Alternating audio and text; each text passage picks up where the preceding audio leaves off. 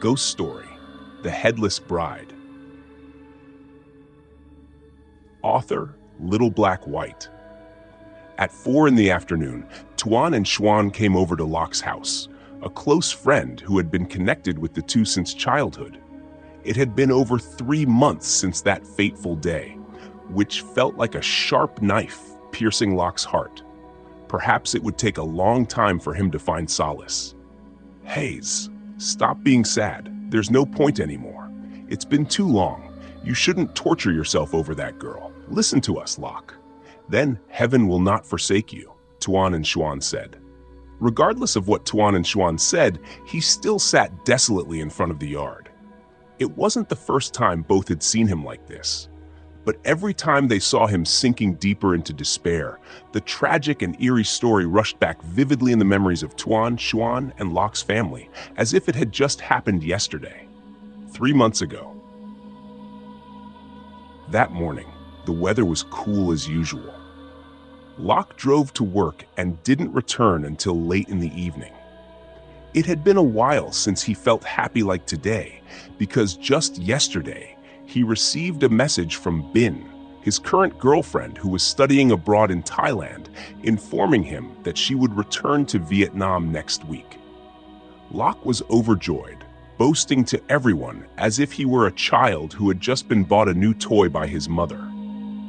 In the evening, as he was about to leave the office to head home, the ringing of his phone startled him.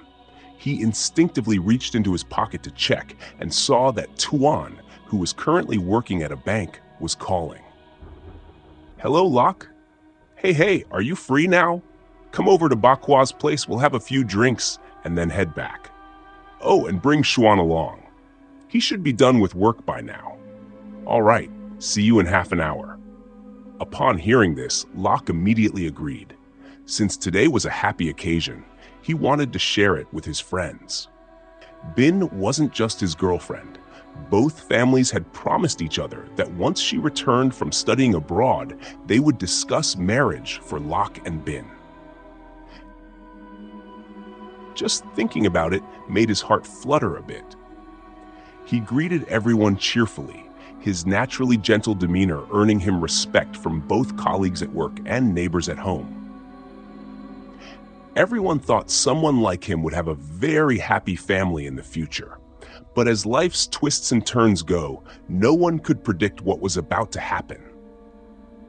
Over half an hour later, all three of them were at a restaurant located at the intersection in the city. Since Locke was feeling particularly happy today, he volunteered to pay for dinner. Tuan and Xuan gladly accepted, promptly ordering some dishes and a crate of beer with a strong Vietnamese flavor. While waiting for the food to arrive, Tuan nudged Locke's head teasingly. Haha, did you win the lottery today? Why are you treating us all of a sudden? Tell me quietly, don't let that guy over there hear it, Tuan said with a mischievous grin. God, you think I'm celebrating because I won? No, let me tell you, Locke replied, then leaned in to tell his two close friends about Bin's upcoming return to Vietnam. Both of them rejoiced for him, even though they hadn't known Bin for long. Locke kept his relationships private, only revealing to his friends and family after over a year. While they were chatting, the servers brought out the dishes. Locke enjoyed the dinner immensely, and by nearly 8 o'clock, it was all over. Locke and his two friends bid each other farewell at the door of the restaurant, and he rode his motorbike into the bustling crowd on the road, heading home after a long day of work. As he rode down a street filled with shops selling various sizes and shapes of gold, he suddenly remembered that the lunar 7th month's full moon festival was next month. But he wasn't too concerned about it because his mother handled those matters at home. While gazing ahead absent-mindedly, he unintentionally glanced at a house on the left where an old man was burning joss paper. Next to him was a simple altar, and every now and then a raggedy woman would emerge from behind him, her strange face twisted, and sit beside him. The woman continuously grabbed food, spooning rice porridge into her mouth eagerly. Locke was astonished because the woman had almost finished all the offerings, yet the old man seemed oblivious, as if he couldn't see or hear anything. Intrigued and puzzled, Locke instinctively steered his motorbike towards the roadside, intending to pass by the old man. He hesitated, unsure if he should inform the old man. When he turned back to look, the woman had disappeared without a trace. What puzzled him even more was that the offerings remained untouched, showing no signs that the mysterious woman had just eaten from them. Bewildered, he looked around searching for her, but found no sign of her. He thought he might have hallucinated because he had consumed quite a bit of beer earlier. Just as he decided to leave, when he turned back for a final look, the woman with the eerie, distorted face was suddenly standing in front of him as if waiting for him. Startled, he fell to the ground, and the pedestrians nearby rushed to help him up, lifting the bike that was pressing against him. Some curious onlookers asked him what happened, but he quickly composed himself and spoke to those around him. "I'm fine. Thank you all for your help. I'm sorry, but I need to go," he said, then got back on his bike, started the engine, and drove away. The curious bystanders behind him continued to chatter about his strange behavior moments ago. "Mom, I'm home," he shouted as he entered the house. His mother, Mrs. Cuck, came out to open the door for him. Under the bright streetlights across the house, she noticed his trousers were muddy and scratched in places. Concerned, she looked at him and asked, "My goodness, what happened to you, Locke? Where did you go to get yourself all scratched up like this? Come inside quickly. Let me get some ointment for you." "I'm fine, Mom. It's just a little scratch. Nothing serious. I can handle it," he reassured her while leading the bike to the side of the house and locking it up. After Mrs. Cuck bandaged his wounds, he looked at his mother and said softly, "Mom, next week Bin is coming back to Vietnam. Please arrange for us to visit her family and discuss things." "What? What did you say? Bin is coming back next week? Oh my, why didn't you tell me earlier so I could prepare?" his mother exclaimed in surprise. "Haha, yeah, next week, Mom. I just found out this morning too. I'm telling you now, but it's getting late. You should go to bed early. Staying up late isn't good for your health," he replied with a smile, trying to reassure her. Mrs. Cook silently rejoiced upon hearing the news, exchanging a few more words with him before returning to her room. Downstairs, Locke picked up his phone and called Bin. Although they were in different places, they were in the same time zone, so he knew she was probably still awake, which is why he decided to call. After a few rings, Bin's sleepy voice answered, indicating she was still asleep. He smiled and exchanged a few words before hanging up to let her sleep. He sat there, pondering the bright future ahead, then cheerfully got up to brush his teeth and wash his face before heading back to his room. That night, instead of having a pleasant dream, he had one that was incredibly terrifying. In the dream, he found himself lying in a dilapidated wooden house surrounded by thick dust. Feeling alarmed, he quickly ran outside, only to see a group of people carrying a palanquin approaching in the distance.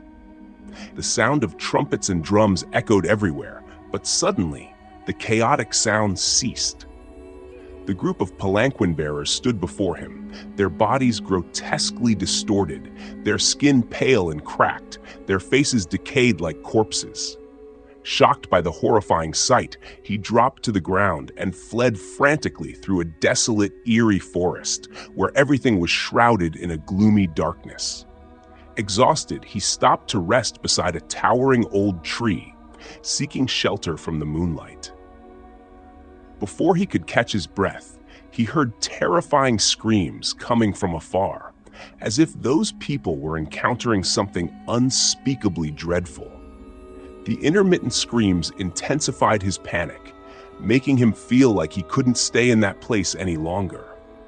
He took a deep breath, lifted his foot to continue running, but as he turned to follow a narrow path, he saw 3 or 4 eerie apparitions standing in front of him. more terrifying than anything he had ever seen. What was even more horrifying was that none of them had legs. They were floating in midair. Terrified, Locke trembled, unable to utter a word. His legs were shaking so much he was about to collapse to the ground when suddenly the four apparitions turned their heads and stared directly at him, their eyes wide open and frightening, their mouths gaping as if about to devour him, emitting a chilling, grinding sound. "It's time. Come with us quickly," one of them said. No, I'm not going anywhere. Stay away from me. Leave! He was both repelling and trying to retreat from those horrifying ghostly figures. However, as he was backing away, Locke suddenly felt something behind him. He turned his head in alarm and, to his horror, saw a person dressed in red, covered in blood stains, with droplets of blood splattering onto his face from the person's neck. Even more terrifyingly, the person had no head. Terrified beyond measure by the gruesome sight, Locke shouted out and jolted upright, sweat drenching his forehead and back. He panted heavily, looking out the window where sunlight streamed into the room, brightening the floor. The clock on the wall indicated it was past 7 in the morning. Just as he was trying to calm down, Mrs. Cook's worried voice came from outside. "Locke, are you okay? Why were you screaming so loud this morning?" she inquired. "Oh, nothing, Mom. I just had a nightmare," he replied. "All right, if you're fine, then it's fine. But you should hurry up and get ready. It's time to go to work. I'll prepare breakfast downstairs for you. I'm going to the market to buy some more groceries. Remember to lock the door carefully when you leave," she advised. Listening to his mother's instructions, Locke agreed and remained seated on the bed, his face still reflecting the lingering fear from the nightmare. It was the first time in months that he had such a horrifying dream, prompting him to wonder, why did I dream something so bizarre all of a sudden? After a moment of contemplation, he reluctantly got up and went downstairs to change his clothes before heading off to work. He thought everything would proceed as usual until a few days later when Bin, his girlfriend, returned. Suddenly, he stopped receiving any messages or calls from her, even though he had tried reaching out to her via text and phone calls. Feeling puzzled, he decided to visit Bin's parents to inquire about the situation, but her mother assured him, "I understand how you feel, but don't worry too much. She's probably just busy studying for an exam or something. She'll call you back in a few days. You should go home now, and we'll talk to her about it." Feeling somewhat reassured by their explanations, Locke exchanged a few more words before bidding farewell to Bin's parents and leaving. 3 days later, Bin called Locke, and through a few words, he felt something was amiss. "Hey Bin, what do you mean by that? Tell me again," he urged. "Huh? I've already said it clearly, but you still don't understand? Let me say it one last time for you to hear clearly. Let's break up," Bin repeated. Hearing those words, Locke felt as if the world had stopped. His hands trembled, and he nearly dropped the phone. He had to suppress his emotions greatly to avoid bursting out. But even then, a choked sob escaped from his throat. On the other end of the line, Bin's voice sounded like rubbing salt into his wounds. "Hello, are you still there? If you have nothing else to say, I'll hang up. Don't bother me anymore in the future. Goodbye." Bin's voice came through before the call ended abruptly. At that moment, Locke felt numb.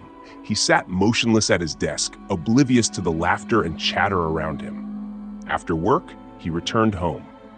As he entered the house, he was met with his mother's scrutinizing gaze. Mrs. Cook noticed her son's unusual silence and silently led him to a chair, sitting down beside him. Despite Locke's attempts to deny or evade the situation, Mrs. Cook, with her maternal intuition, could see through him. Seeing her son sitting with his head hung low, his face crestfallen, Mrs. Cook's anger flared up. "You can't hide anything from me. Speak up quickly." "If you don't consider me your mother anymore, then just stay silent," she demanded sternly.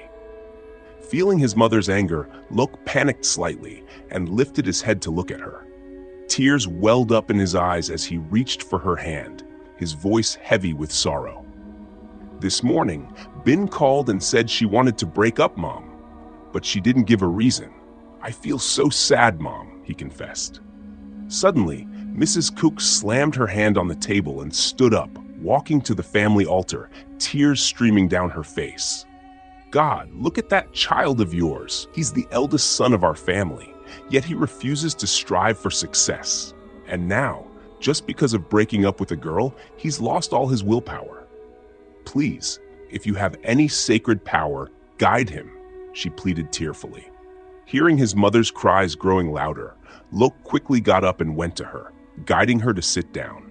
He knelt down, burying his head in his knees, apologizing profusely. Seeing her son showing remorse, Mrs. Cook's anger began to subside. She instructed him to wash up and eat, and they would discuss the matter further later. Lok nodded and then got up to follow his mother's instructions. A week later, his mood had improved somewhat, but he still felt a lingering sadness, not because of his girlfriend's breakup words, but because the feelings he had cherished for so long seemed to have lost their meaning. Thankfully, his colleagues at work understood and empathized with him, while friends like Tuan and Xuan were always there to comfort and encourage him. On some days, both of them arranged outings to cheer him up and help him relax. Tuan and Xuan took him to a tea house to listen to soothing music. Lok felt the care and concern his friends had for him, gradually regaining the strength to move on with life. However, his optimism didn't last long. One afternoon, Lok received a call from Mrs. New, asking him to help her and her husband pick up a box of belongings sent by their daughter from Thailand, as Mr. Tun, Mrs. New's husband, was away on a business trip by the seaside. Remembering how well Mrs. New and her husband had treated him, considering him part of the family, Lok readily agreed to help. After bringing the box back to Mrs. New's house and placing it for her, he was about to bid farewell to the couple when Mrs. New called him back. "Hey Lok, wait a moment. Bin sent a gift for you," she said. Lok was surprised. Hadn't he and Bin already broken up? Why would she send him a gift? Was it still significant? Despite these thoughts, he turned back and sat down beside Mrs. New. Seeing her struggle to open the box, he helped her and checked its contents. Inside, along with souvenirs they had bought together on their past outings, was a red handkerchief with his name clearly written on it. Lok curiously picked it up and, upon opening it with a knife, was greeted by a pleasant, sweet fragrance reminiscent of floral scent. New recognized it as the handkerchief her daughter often used. She guessed that her daughter had left it for him as a keepsake or for some other reason. Knowing that both had already broken up, Mrs. New and her husband felt for Lok as he sat staring blankly at the handkerchief. Mrs. New gently rubbed his shoulders and said, "Lok, it's over. We don't know what's going on with her. We've talked to her several times, but for some reason, she insists on breaking up with you. Fate is fate. We can't force anything. We just hope you can forgive her. Don't be angry with us, please." "Yes, I understand. We can't predict matters of the heart, can we?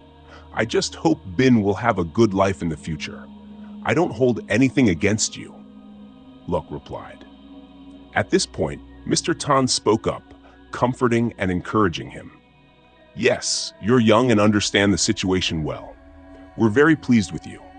Thank you so much. Don't be sad anymore. Strive to live well, and I believe you'll find someone better than Bin in the future," Mr. Tan said. Feeling much lighter after the comforting words from both elders, Lok added a few more words of thanks before politely excusing himself. Mr. and Mrs. New bid him farewell at the gate, unable to hide their sorrow. Lok, a good man with a stable job and a decent family, was thought to be a prospective son-in-law. However, life is unpredictable, and as they say, Laughing today and crying tomorrow is part of life. Everyone must experience ups and downs to truly appreciate the many colors and facets of life. It's not always rosy. Back home, as the night fell, Lok carefully placed the box in the wardrobe and proceeded to change for bed. However, tonight he felt restless, unable to sleep. His mind kept wandering back to Bin, reminiscing about their happy memories, only to be overtaken by sadness. As he was lying there, lost in thought, his hand brushed against something soft. He reached for it and realized it was the red handkerchief. Mesmerized, he stared at it until exhaustion took over, and he drifted into an unusually quiet night. 2 days later, while having dinner with his mother, the phone rang suddenly, startling him. He quickly picked it up and saw an unfamiliar number on the screen, but he recognized it as a Thai number. Anxious thoughts raced through his mind. He looked at his mother before hurriedly stepping out to the backyard to answer the call. On the other end, a trembling voice spoke. "Lok, is this Lok? It's Truk. Oh, Lok Bin." "What? What happened to Bin? Tell me," Lok asked urgently.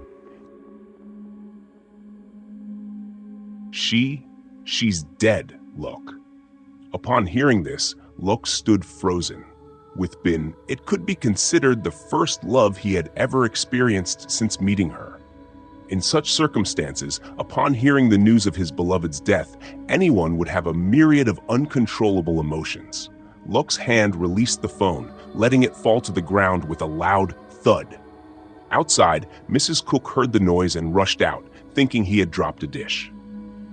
But upon seeing Lok sitting slumped against the wall, holding his head in agony, she approached with concern, shaking his shoulders gently and asking anxiously, What happened, Lok?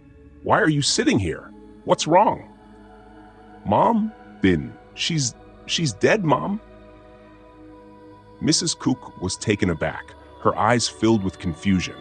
She didn't know what was happening. It all came too suddenly. Surely there was a reason behind it, but she remained calm and asked again, "Who told you? Did your dad call you?" Hearing this, Lok recounted the brief message from the girl who was Bin's close friend, someone he had met before. To ascertain its accuracy, his mother urged him to call Bin's parents to confirm. Unfortunately, his phone had fallen and its screen was now shattered. Borrowing his mother's phone, he dialed Mrs. New's number, preparing himself mentally to avoid being too emotionally overwhelmed. As the phone rang on the other end, Mrs. New's voice came through naturally. "Hello, Lok? Is everything okay? Why are you calling at this hour?" "Oh, nothing. Just checking up on you, Auntie. It's been raining heavily lately, so please be careful when going out." "Oh, I see. Thank you, dear. Oh, by the way, Lok, I haven't heard from Bin for the past few days. Suddenly, I'm getting worried. I wonder if he's doing okay at the beach studying." Listening to Mrs. New's words, Lok assumed that his girlfriend might have encountered an accident there. This made him lean more towards believing the words of Bin's friend. Unfortunately, now that his phone was broken, Lok couldn't find Bin's friend's number to call back and inquire further. So that night, Lok couldn't sleep at all. Every time he closed his eyes, the horrific image of his deceased girlfriend, filled with agony and pain, haunted his mind. It took great effort for him to get up. Occasionally, he remembered the beautiful memories they shared, and deep down, despite his outward display of strength, Lok couldn't forget her. Her passing only intensified his suffering. He sat on the bed, contemplating many things until it was time to return from work in the afternoon. He stopped by the house of a fortune teller, hidden deep beside a wide canal. Primarily, he wanted to inquire about Bin. It might sound irrational, but with no other means of communication available due to his broken phone, and with Mr. and Mrs. New unable to provide any information, he resorted to this option. Nothing ventured, nothing gained, he thought. He asked the fortune teller to read his cards and see what they revealed about Bin. Though, whatever the fortune teller said, Lok still couldn't believe that Bin was dead. In the fortune teller's home, he was considered the best in the neighborhood. Many people sought his help, and while some believed his predictions to be accurate, others remained skeptical. But ultimately, the believers outnumbered the skeptics. After being introduced to him by someone at work, Lok sat across from the fortune teller and felt uneasy as the man's gaze bore into him. After the fortune teller asked him a few questions, Lok shuffled the cards placed on the table, and the fortune teller shuffled them once more before instructing Lok to draw one last card. Then the fortune teller pondered for a moment before revealing each card to Lok. Finally, with a sigh, the fortune teller looked at Lok and concluded, "Highs, these cards are very bad. Look, they're all black. It indicates that her fate is very bleak. Do you want to see anything else?" Lok looked at the black cards and sighed heavily, feeling like his surroundings were enveloped in a deep, lightless darkness, much like his current state of mind. Perhaps it was because he loved the girl so much that he felt this way. Lok sat in contemplation for a moment before standing up, paying the fortune teller, and leaving.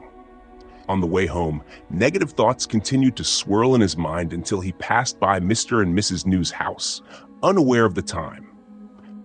After several sleepless nights, coupled with Mr. and Mrs. New's worries about their daughter's lack of contact, Lok finally believed that she had met with misfortune in the foreign land. Instead of just waiting for news about her, Lok suddenly came up with a crazy idea that he wouldn't normally dare to think of. He decided to seek a matchmaker to connect him with his deceased lover. Partly because he was too attached to this relationship, partly because he heard that those who died far from home or in unfortunate circumstances might lose their way back and become wandering spirits. He didn't want her to become a lost soul in a foreign land. Even if it meant becoming a ghost himself, he was determined to bring her back here to be honored and cared for, even in her ghostly form. But in the end, he was mistaken. During this time, it was also the time of the 7th lunar month, when the gates of the underworld opened, allowing departed souls to return home or fulfill unfinished wishes. He abandoned his work, requested time off, and embarked on this bizarre plan. After several discussions with various practitioners, he found a Thai Vietnamese sorcerer who had returned from Thailand caught his attention. The sorcerer promised to help him carry out his plan. Lok was thrilled and quickly headed to the sorcerer's house, which was more than 200 kilometers from the city.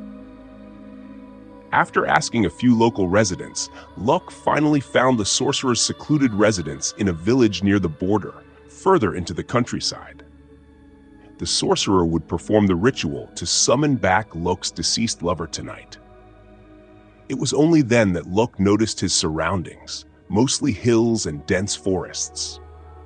Though it was still daylight, he felt the atmosphere was eerie and chilling.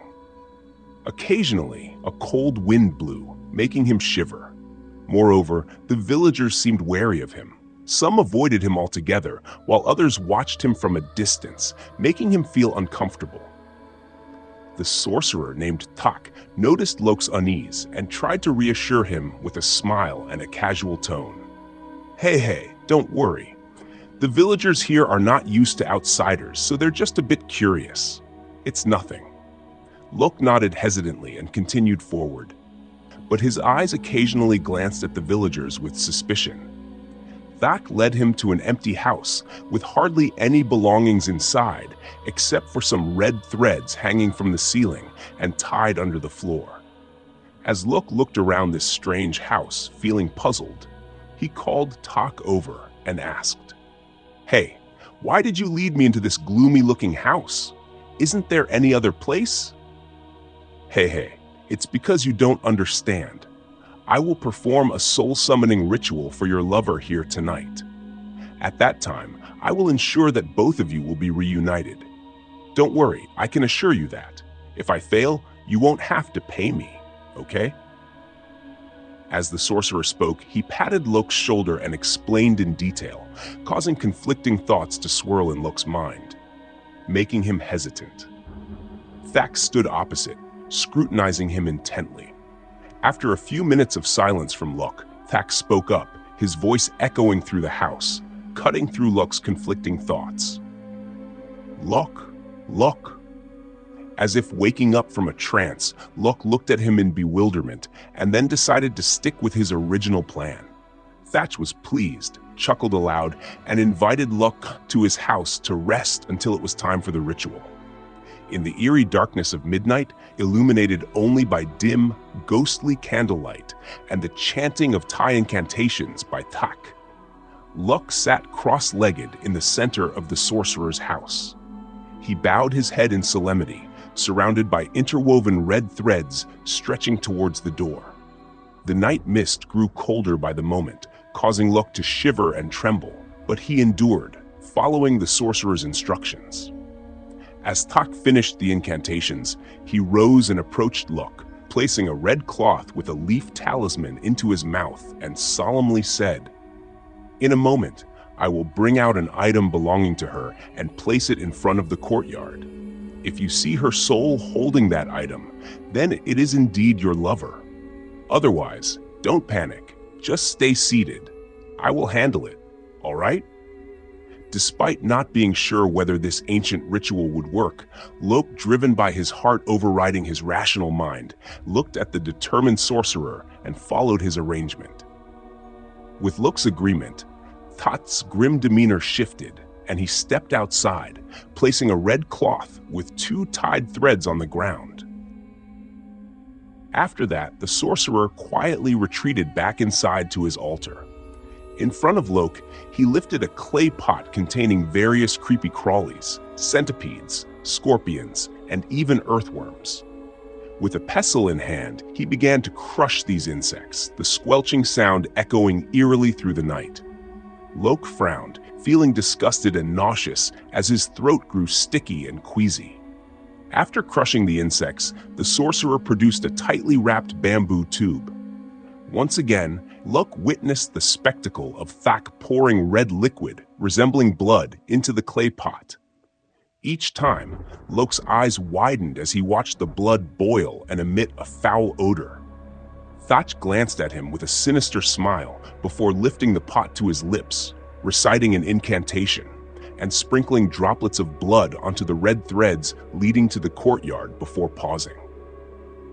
Satisfied with his preparations, Thap chuckled inwardly and swiftly retreated inside, a dried leaf branch clenched in his mouth as he silently waited.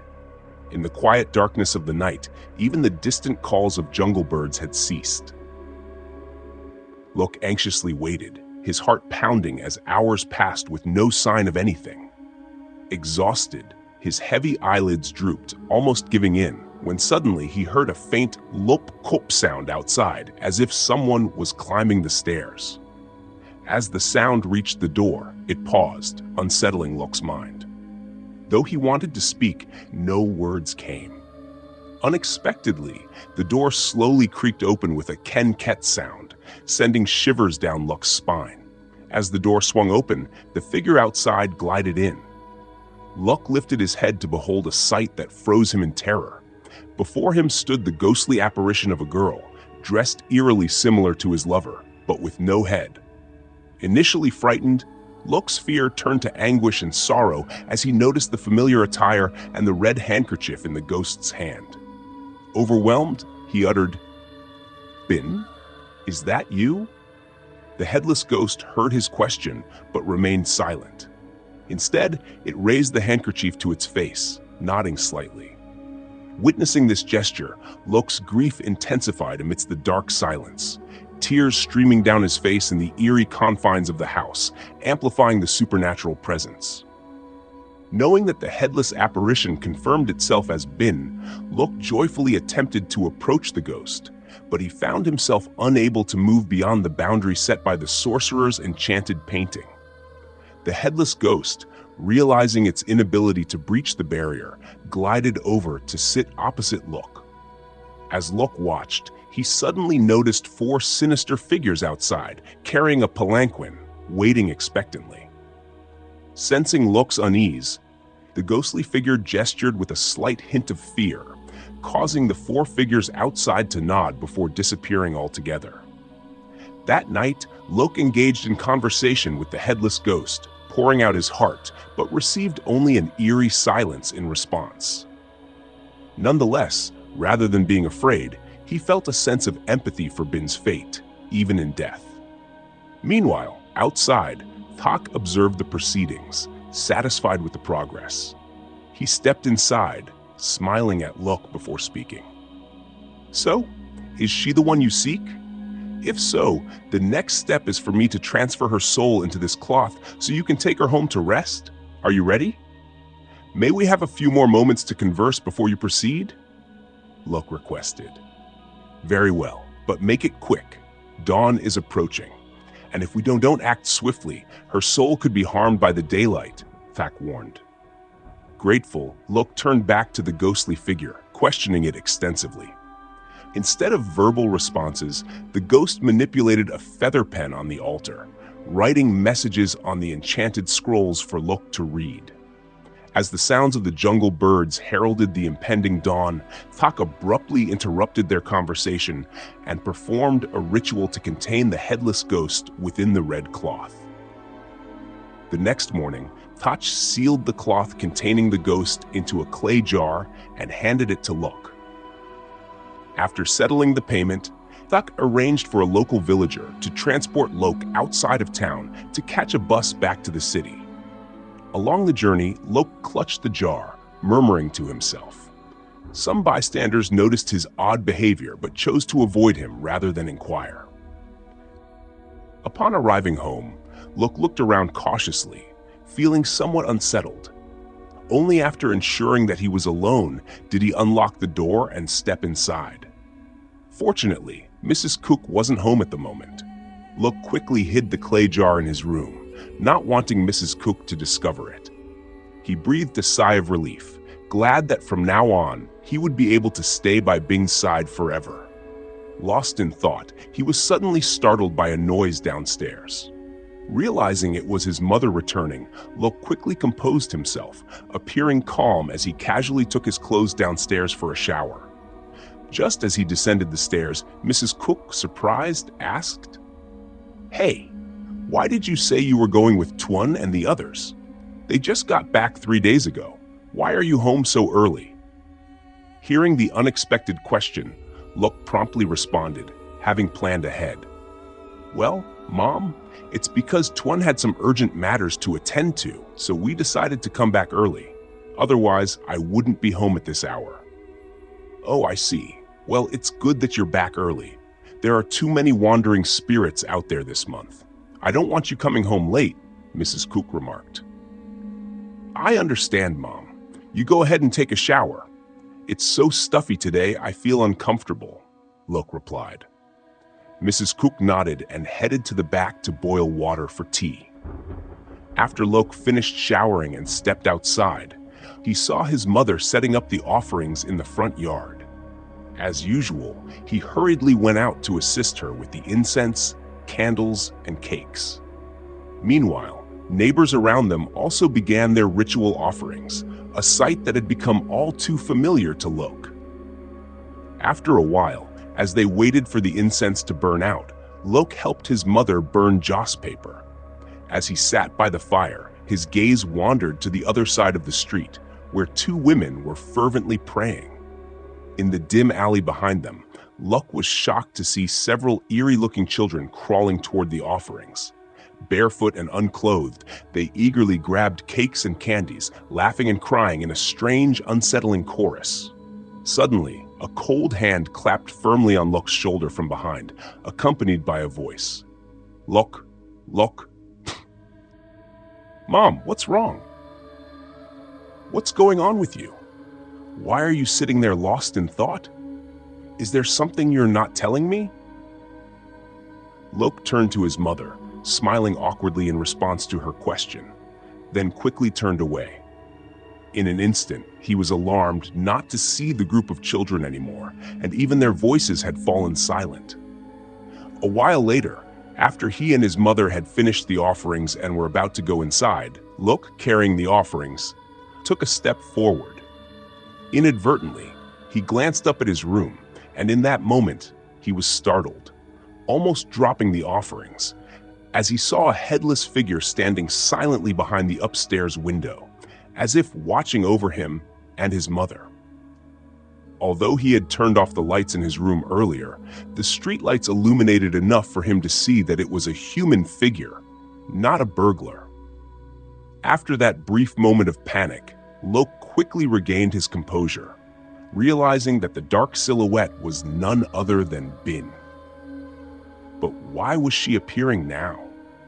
If his mother saw her, how would she react? Feeling uneasy, Lok quickly helped his mother tidy up and then rushed upstairs. Mrs. Cook, sensing her son's odd behavior, watched curiously, but then shook her head to dismiss her vague thoughts and continued cleaning up. As he stepped into his room and turned on the bedside lamp, he was shocked to see the ghost sitting motionless on his desk. Although Lok knew beforehand that it was his girlfriend, he couldn't shake the eerie feeling of seeing her terrifying apparition. Slowly, he approached the headless ghost and spoke aloud. "Bin, why are you appearing at this hour? What if my mother sees you?" The ghost heard him, but couldn't speak, so instead it used its power to control the pen on the desk to write a short message on a notepad. "I'm hungry," then handed it to him. Seeing this, Lok asked, "So, what do you want to eat?" But wait a minute. As he said this, he hesitated, his hand trembling as he pointed to the ghost's head. As if anticipating what he wanted to say, in an instant, the paper in his hand was filled with a message. "I know how to eat. Bring me raw meat with blood." What? Raw meat with blood? But how? Before he could say more, the writing on the paper appeared again, urging him. "Get it for me quickly, or do you want me to die again?" All right, I'll get it for you right away. Wait here." With that, Lok opened the door and quickly went downstairs to the kitchen. He opened the refrigerator, searching for the raw meat she needed. After rummaging around for a while, he found only a few slices of beef with some blood in the package. Excited, Lok quietly brought it upstairs, careful not to make any noise and alert Mrs. Cook. Entering his room, he locked the door and smiled, placing the beef on the table. The ghost, sensing the fresh blood and raw meat, swiftly tore open the plastic bag. Lok watched as the fresh beef slowly dried up and turned black, the blood seemingly drawn out by an invisible force until not a drop remained. After consuming the meat, the ghost turned to him, its whole body trembling as if it wanted more. "I'm sorry. I could only find that much. I'll go to the market tomorrow and buy more for you. For now, this will have to do. If there's nothing else, I'm going to sleep. Good night." The ghost nodded its body in agreement and slowly vanished into thin air. Seeing the ghost disappear, Lok sighed in relief and climbed into bed. In the middle of the night, while everyone else was sleeping soundly, a headless figure silently floated out of Lok's room through the window. From its neck came a strange, growling sound that was truly eerie. Across the street, a dog sleeping outside in a neighbor's yard heard the sound, jumped up and began barking incessantly, occasionally howling in a chilling manner. The next morning, Lok woke up feeling completely exhausted. He dragged himself out of bed and stretched until he felt slightly better. Remembering something, he hurriedly checked his wardrobe and saw that Bin's clay urn was still there. However, he didn't notice that the red threads sealing the urn had been severed. After a quick glance, Lok, reassured, closed the wardrobe and went to the bathroom to change, because he had errands to run. Later that afternoon, he returned home carrying a package of raw chicken and a bag of pig's blood from the market. Mrs. Cook found this unusual since her son had never gone to the market before, and the house was already well stocked with food. Curious, she called him to the backyard to ask him about it. "Look, what's going on? Why did you buy more meat? We already have plenty in the house." "Hey, look, why did you suddenly go buy pig's blood and chicken? There's still some of the pork your dad just boiled. Finish that first before buying more." "Yes, I saw it. I'll eat it later. I need to go to my room for now. I'll come down later." With that, Look quickly made his way to the kitchen, and taking advantage of a moment when his mother wasn't looking, he brought the raw chicken and a bowl of pig's blood upstairs. The ghost appeared again, eating in that strange manner, but today its figure seemed clearer and less hazy than the previous day. What caught Loke's attention was that the ghost's fingernails seemed to have grown longer. Just as he was about to ask, the figure vanished. Loke stared at the wardrobe for a moment, then shrugged and smiled, dismissing it as a trivial matter. After all, even as a ghost, she was still a woman, and long nails were normal. He walked to his desk, intending to call Tuan for a chat, when suddenly he overheard a conversation outside. 2 or 3 of the neighborhood women were gathered near his house, speaking in anxious tones. "Hey, did you hear? That dog, Blackie, from Hip's house was found dead on the street this morning.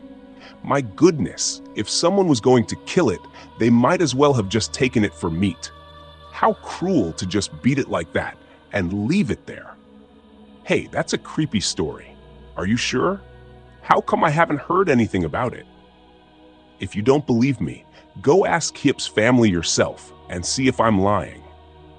No, who has time to ask about such things? It's too scary to even think about.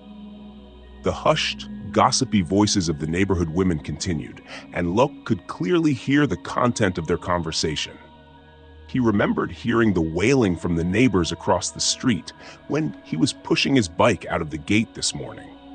He had noticed a small crowd of curious joggers gathered around, but because he was busy, he hadn't paid much attention. Now, hearing this story, he understood what had happened. As time passed, more and more pets in the area were being killed in a brutal and savage manner. Not only were their bodies mangled, but the blood of these unfortunate animals was drained completely.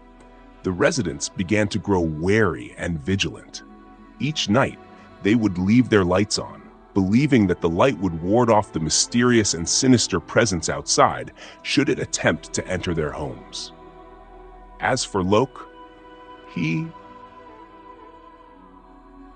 Since hearing about the strange incidents occurring frequently in his neighborhood, Loke felt increasingly unsettled. Every day, he heard the people around him buzzing with gossip about these happenings, which made him very anxious. However, what worried him more was the strange, foul smell that seemed to emanate from within his own house. His mother, Mrs. Kook, occasionally noticed the odor too, but she simply assumed it was due to a dead rat somewhere. Loke became curious and started searching the house, but found no dead animals. Feeling uneasy, he applied some oil to his nose to mask the disgusting smell, but it didn't help much. That night, he decided to go to bed early and didn't converse with the spirit as usual, planning to buy some fragrant water the next day to deal with the issue. It was the middle of the night when Loke, half asleep, was abruptly awakened by a sinister gru-gru sound that seemed to pierce his ears. Instinctively, he sat up, his drowsy eyes scanning the room. In the dim yellow light, he could clearly see a headless female figure emerging from behind the wardrobe. The ghost hovered inside the wardrobe, its body facing him. Recognizing the spirit of Bin, Loke asked, "Bin, why are you calling me at this hour?" The ghost remained motionless, not even writing anything for him to read. Puzzled, Loke cautiously approached the wardrobe, intending to touch the spirit. Suddenly, its body shook violently, causing him to step back in fright. Before he could react, he saw disgusting insects, worms, centipedes, spiders pouring out of the ghost's neck, followed by a thick black blood that emitted a nauseating stench. Witnessing this horrifying scene, Lok's face turned pale and he screamed, sitting up abruptly. It was just a nightmare. After calming himself down, he quickly got up to check the wardrobe. He found that the clay jar had a long crack near the mouth. He picked it up, opened the lid, and saw the handkerchief still inside. Relieved, he closed the jar and went downstairs to prepare for work. A week later, Lok became increasingly gaunt, his skin pale, his actions and speech unusual, resembling someone soulless. His company granted him some time off to recover his health. Those who saw him now shook their heads in dismay. The once tall, healthy, and energetic young man had changed so drastically in such a short time that he was unrecognizable. Tuan and Xuan had also been busy with their own work lately, so they hadn't been in touch much. It wasn't until Mrs. Cook noticed the abnormal behavior of her son and the strange occurrences in their home that she began to pay closer attention to his daily activities.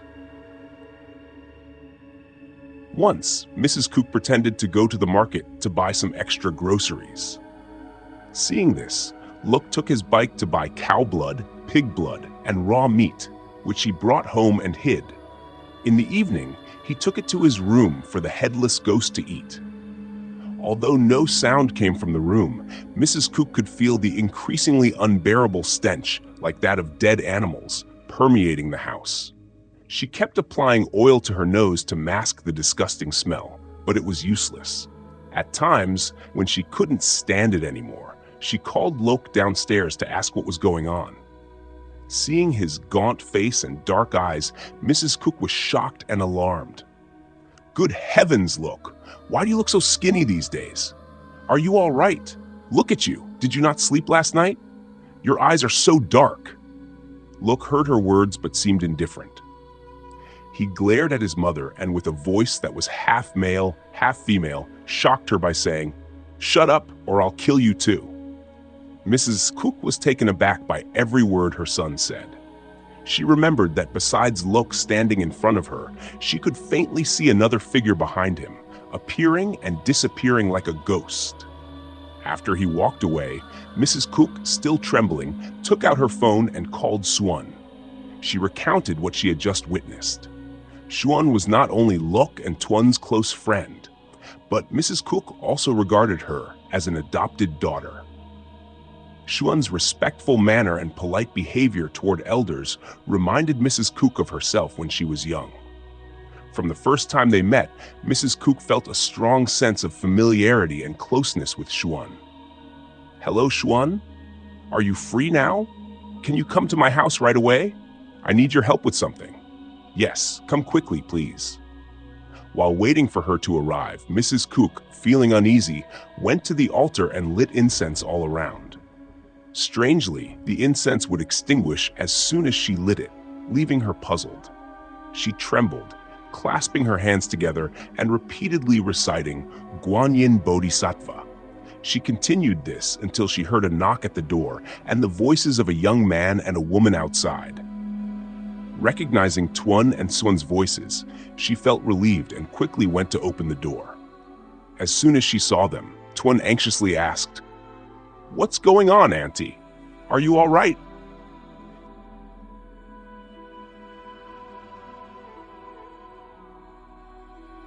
"Hello, Auntie. What's going on? Why did you call Xuan so urgently? Is something wrong with Lok? I called him a few days ago, but he didn't answer. I thought he was busy with work, so I didn't call again." "It's not that. Lately, he's been acting really strange. His eating habits are irregular, and as soon as he gets home from work, he locks himself in his room. Just now, I tried to talk to him and... At this point, she paused, her face becoming increasingly anxious, as if she was afraid of something she couldn't quite understand. "And what, Auntie? Please tell us." "I'm afraid he might be haunted, dear. Just now, I saw a faint shadow behind him, like a ghost. But my eyesight isn't good, so I couldn't see clearly. I'm not sure if it was a spirit or not." Hearing this, Tuan and Xuan were stunned, unable to believe what Mrs. Cook had just said. To verify the situation, Tuan, a tall and brave young man, marched straight towards Lok's room upstairs without saying a word. Xuan and Mrs. Cook hesitated for a moment, unsure whether to follow him. After a few seconds of contemplation, Mrs. Cook gathered her courage and ran after Tuan, with Xuan close behind. As the three of them stood outside Lok's door, about to knock, they heard a rustling sound from inside, accompanied by a foul stench that made them cover their noses. They strained to listen, hearing not only the rustling, but also a smacking noise, as if someone were chewing something greedily. Certain that Lok was inside, Tuan knocked firmly on the door. "Hey, Lok, what are you doing in there? Open the door and let us in." He called out 2 or 3 more times, but there was no response. Frustrated, Tuan grabbed the doorknob and pushed the door open. Inside, the room was pitch black with no light penetrating. Tuan quickly pulled out his phone and turned on the flashlight, illuminating the space in front of him. In the dim light, they saw Lok sitting alone on the bed, his back turned to them, his head bowed towards the floor. The eerie chewing noise continued steadily, sending chills down their spines. Lok, are you all right? Xuan and I came to invite you for coffee. Are you?" Before they could utter a word, all 3 of them froze, their mouths unable to form any words. It was because right next to Lok's bed, he slowly turned to look at them. Under the light of the phone, Lok's entire body was covered in dirt and sand. Beside him lay the torn-apart carcass of a wild cat, scattered across the floor. In his hand, he held a clump of muddy soil, chewing voraciously on the insects within, ants, worms, and larvae. Xuan couldn't bear the sight and rushed out of the room, feeling nauseated. Even more horrifying, all 3 saw a blurry figure behind Lok, that of a headless woman. Seeing them staring, Lok involuntarily rolled his eyes back, emitting an eerie, chilling laugh. Seeing no reaction from anyone, the spirit within Lok thrust the disgusting clump of mud towards them, speaking in the chilling voice of the woman. "Hehe, these worms are delicious. Do you want to try?" Who are you? Why are you possessing my friend?" The spirit looked at Tuan, laughing without reply, silently lowering its face to continue chewing on the mud-covered worms. Despite his fear, Tuan couldn't stand seeing his friend in such a state. After hesitating for a moment, Tuan ran back to Lok, raising his leg and kicking the spot where Lok sat. The clump of mud shattered on the floor, and the spirit turned to look at Tuan, its eyes filled with rage, its mouth gnashing its teeth furiously. "You wretched fool, how dare you? Fine, I'll deal with you right now." As the ghost fiercely sank its teeth into Tuan's shoulder, catching him off guard, he yelled out and pushed Lok's head forcefully backward before turning to urge him on. "Xuan, you go back and help me pull him out. Aunt Cook, hurry and run outside to call for help. Lok has been possessed. Hurry up, Aunt." Hearing this, Aunt Cook could only nod, tears streaming down her face as she rushed downstairs to call for assistance. Xuan, just having finished vomiting, was pale with fear. In that moment, she dared not approach Lok, but when she heard Tuan's urgent pleas, she reluctantly went to assist him. However, as a weak girl, she struggled to hold on to a tall man like Lok, especially now that he was possessed by a ghostly entity. Despite their efforts, they were unable to prevent Xuan from pushing Lok aside. Tuan, on the other hand, was constantly threatened by the ghostly entity to be killed and devoured until, after a fierce struggle, the neighbors rushed in just in time. All of them were injured, but they managed to subdue and restrain Lok. Aunt Cook looked at the transformed figure of her son, her heart torn with sorrow as she embraced him lying on the floor, tears streaming down her face. Eventually, when things seemed to have calmed down, everyone returned home to deal with their own families, and Aunt Cook thanked each of them before they left. Tuan and Xuan, now bandaged and seated in front of the house, looked terrified, wondering what had caused Lok to act this way. Aunt Kook, seeing her son in such a state, checked the time and realized it was already past 10 p.m. She turned to Tuan and Swan with a heavy heart and said, "It's late. Both of you should go home and rest early. You have work tomorrow." They exchanged a brief glance, understanding each other's thoughts, then took out their phones to inform their families that they would be staying at Lok's house tonight. "Aunt Kook, don't worry. We'll stay here tonight and keep an eye on him.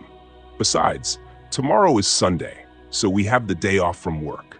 It's okay, Aunt. We don't want you to stay here alone. If anything happens in the middle of the night, who will you call?" Tuan reassured her. Aunt Kook smiled gratefully at their offer, feeling blessed that her son had such loyal friends in times of trouble. As they sat together chatting for a while, the topic shifted to Lok. Throughout that night, almost no one slept soundly, as they had to constantly watch over Lok, fearing he might wake up suddenly and cause trouble. Fortunately, from the time he was tied up until the morning, everything went by peacefully, albeit silently, but also terrifyingly. The next day, Lok regained consciousness, but his mind was confused, and he spoke incoherently.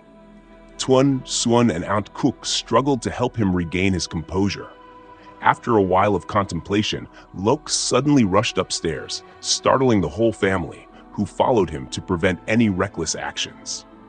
Upon entering the room, Lok quickly opened the closet and took out a clay jar, holding it tightly in his arms and saying incomprehensible words. "Here I am, Bin. No one can harm you. Just stay here with me," he muttered. Tuan and Swan were taken aback when they heard that name, exchanging surprised glances before turning to Aunt Kook. Suddenly, Swan spoke up. "Bin? Mr. Tuan, did he just call someone Bin? When did he come home?" Swan asked, puzzled. Tuan shared the same confusion because ever since Lok mentioned a week later that Bin returned to Vietnam, he hadn't received any calls from him or Swan. Could it be that during that time she was staying at his house? Following this train of thought, both of them turned to Aunt Kook for answers, who tearfully recounted the story of Lok and Bin, which she had forgotten to mention earlier. After hearing the story, Tuan glanced at Lok, who was still clutching the clay jar in his hands. Curious, he approached and asked, thinking Lok might be mentally disturbed. To his surprise, Lok spoke sorrowfully.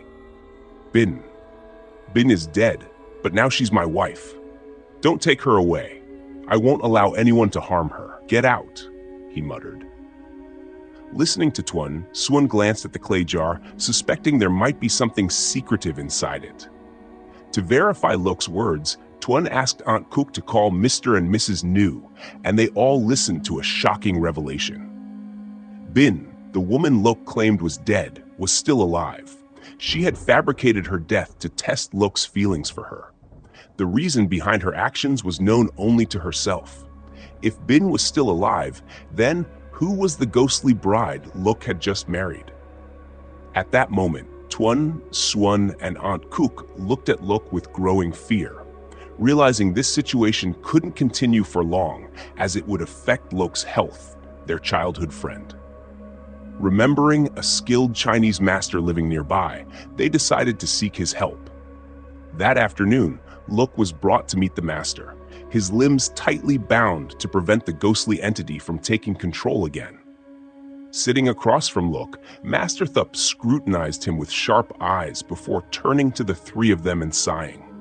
"Sigh, why did the family wait until he was in such a dire state to bring him here?